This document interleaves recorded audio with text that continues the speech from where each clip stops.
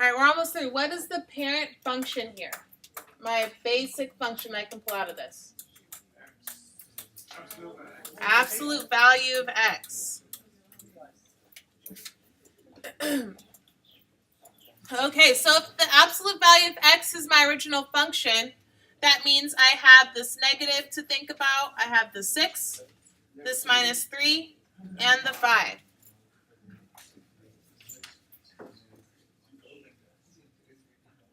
Okay, so let's go ahead. Who's that, Miguel? Shh. I'm going to go ahead and start off with my original function.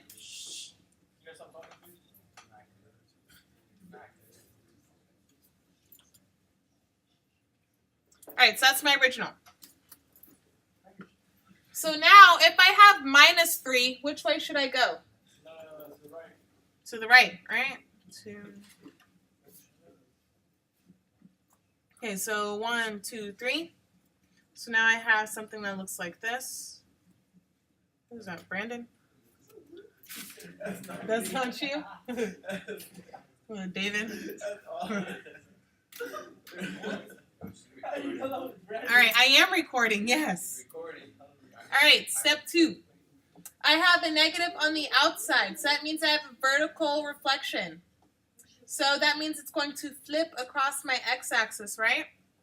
So what was once up here will now look something like this. Right? It is flipping across my x-axis. Axes. That's number 3? That's number 2.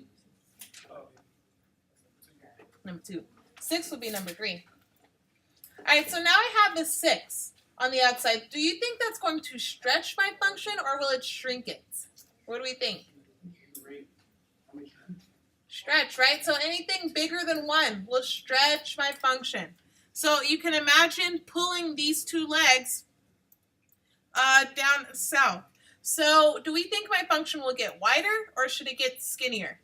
Skinnier, yeah. So let's go ahead and draw that for step 3.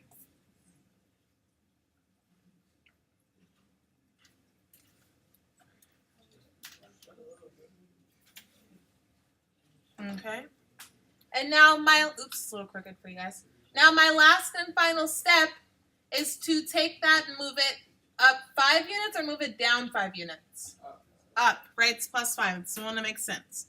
So move it up 1, 2, 3, 4, 5. And my final function should look something like this, right?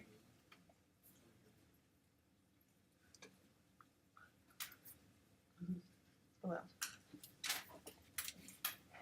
So what is the 6 going to do? The 6. Oh, the 6 is what makes it skinnier, right? Oh, okay. Because it's bigger than 1, so it stretches. And the 4th is 5? The 4th is up 5. Mm-hmm.